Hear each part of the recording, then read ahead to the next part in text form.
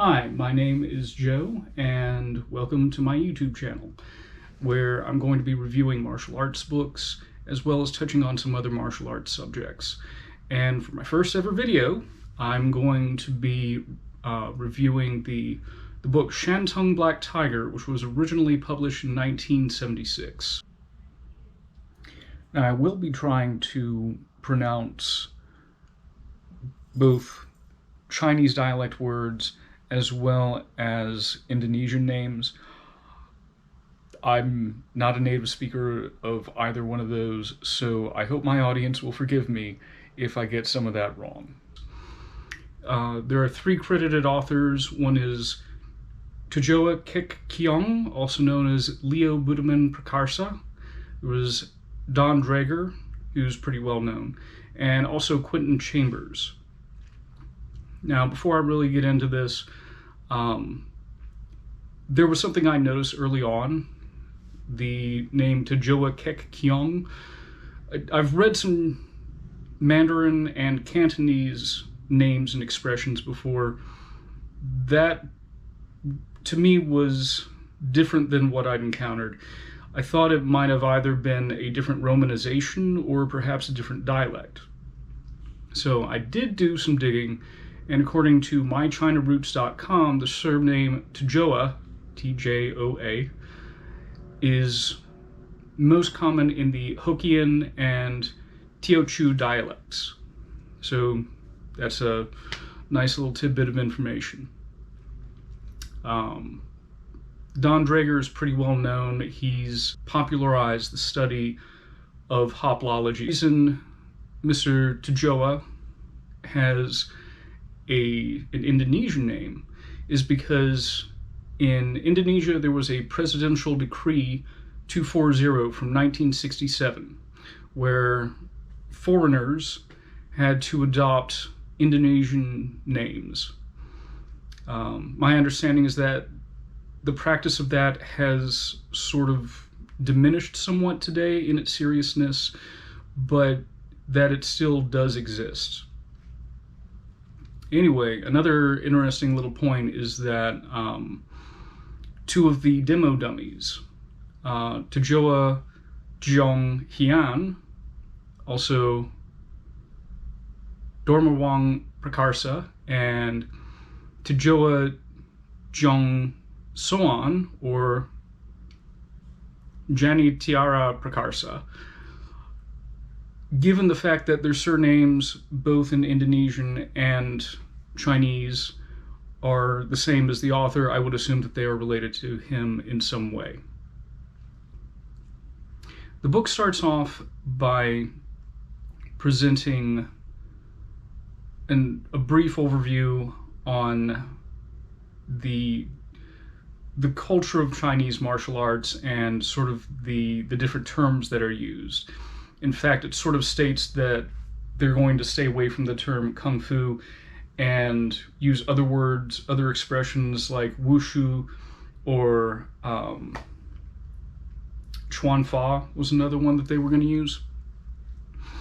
They say up front that the book isn't going to cover history or philosophy, mostly because philosophy was not going to be, part of the subject that they were interested in, but also that, interestingly, from the history perspective, that the history of many of these folk martial arts were sort of, entrenched in mythology, and I think it's probably a lot of Mr. Draeger's influence when they basically say, well, if it's nothing that we can prove, then we're not even going to include it. So after going over the basics on format, then you get an overview on the fundamental techniques as well as training. One thing to note about this style is that they use a fist that includes the thumb pressed in to the top of the knuckle, as opposed to folding over, which is more common in martial arts. I have seen this form in Ishinryu Karate as well as Choi Lei Fut Kung Fu, but it is noted that this is the only fist form that they use in this particular style. And even though I don't think it's noted in the basics. They do mention elsewhere when they get to the solo form that when you're striking with this type of fist, that you should be striking with the first two knuckles. They also go over things like bag training, solo training, partner training. So we're off to a really good start. At this point, there are line illustrations by Pascal Krieger, whose name doesn't appear on the cover, but there's a lot of, information in the intro, including that. The line illustrations are simple, they're easy to understand, and unfortunately, line illustrations for the whole thing, we instead get some photos that were taken outside that are from 1976. What we get are basically low-quality black and white photos taken by Mr. Draeger himself, and with all due respect to him, I don't think that was a great idea. Most of the photos of the basic training and the solo forms and some of the application of the form, most of those photos are done in what appears to be a courtyard setting, so there's grass, but also a stone wall, and the photos themselves are sort of dark anyway, but given those backgrounds, it makes it even more difficult to see what's going on. And even in the close-up photos, sometimes it's difficult to understand, the different fist positions or, how the weight is distributed. So I am going to say that that's a pretty big drawback to this book overall. After the discussion of the fundamentals and training, we do get a single solo form, which I think is interesting. As I was reading the book, I don't think they ever stated the name of this particular form. It's hard for me to believe that there's only one form in the Shantung Black Tiger system, based on my research and experience with literally every other martial art. Even the ones that I am familiar with that have the fewest amount of forms, there are still at least 3 empty hand forms, not including weapons forms. And as an aside, the book did touch on weapons. It listed a total of 10 of them, and I would assume that most of the training for those is done in solo forms as well, in keeping with what we normally find in both Chinese and Okinawan martial arts. So what we have is a single form that isn't given a name, and like I said, that just sort of stands out a little bit. It's not what I expected. To their credit, after the form, they give both classical applications as well as modern applications. Most of the modern applications are done it's still an outdoor setting, but it appears to be a patio of some sort. So we have, the participants are wearing modern clothes. So I do appreciate that they include more modern application, as well as, this was how it was taught traditionally, but here in the modern times, this might be a better use of this particular movement. When we're looking at the actual techniques, some of the characteristics that we see are very dynamic movements. There's a lot of sweeping motions with the arms, hammer fists and back fists. There's some jumping kicks and some very low to the ground sweeps, the guy squatting down, sweeping his leg.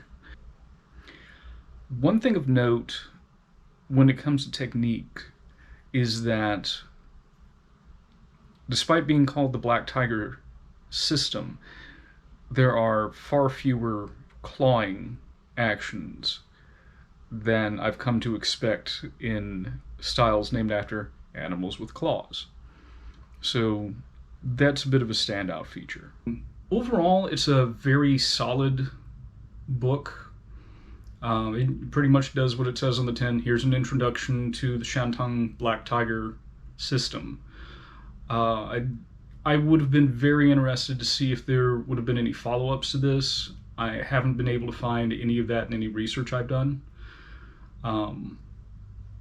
Like I said, there was only one solo form demonstrated. I don't think that it was named. I would assume that there are probably more solo forms attached to this.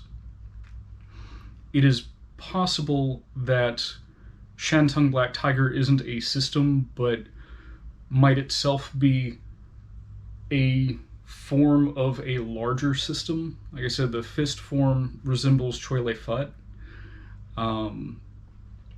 And I've seen in my research that the Shaolin Kung Fu system includes a Black Tiger form, as well as I think a few other systems. What we have is a general presentation of this is this form, these are the basics leading into this form. These are the movements you're going to use in the form proper. We also get, like I said, the list of the different weapons that are used. You'll find a lot of classic Chinese weapons in there. As a minor gripe, they listed 10 of them, they illustrated 9. And like I said, overall, the photos of the forms and some of the application were very difficult to see. I really wish they would have stuck to the line drawings in order to give us a better idea of what was going on. But I think as sort of a primer, it works as a pretty good book, and for my purposes it works because my primary interest is let's see what's out there and sort of catalog everything. And I think it works very well as, here's an example of, the training used in this style of martial art. So if I were to give the pros and cons of this book, I think one of the pros would be in its overall construction, in its format. So we have the intro to Chinese martial arts in general. Then we start getting into the basic techniques of this style, followed by a form, a pattern, solo form that uses many of the techniques that we've just seen in the earlier section. And then that's followed up with both classical application and modern application. It's worth noting that during the classical portion, they're wearing classical Chinese uniforms. In the modern application section, they're wearing more modern street clothes. The modern section is also sort of differentiated. They go to a bit of a different setting so that there's a white background. I wish that had been used for more of the photos, but I'm going to assume that they probably didn't have enough space for them to do the complete form in that area. One of the negatives of this book, I would say the most obvious thing is the photographs that aren't always very clear, particularly the ones of the form being performed in the grassy courtyard area. I'd say that there are also some editorial drawbacks. As I mentioned, only 9 of the 10 weapons are actually illustrated. Earlier, when we see the fist being illustrated early on in the book,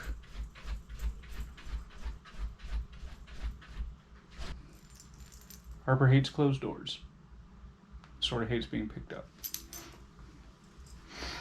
Among the drawbacks, when we see the fist being illustrated in the book, all 4 knuckles are highlighted, and it's not until we get to the text when we're reading about the form that we see that they always emphasize striking with the first 2 knuckles, and I think that can give maybe an inaccurate impression of what's actually being used as a striking surface. Overall, it's a solid book when it comes to describing a style, or at least the fundamentals of a style. I do think it has some drawbacks that might take away from the experience.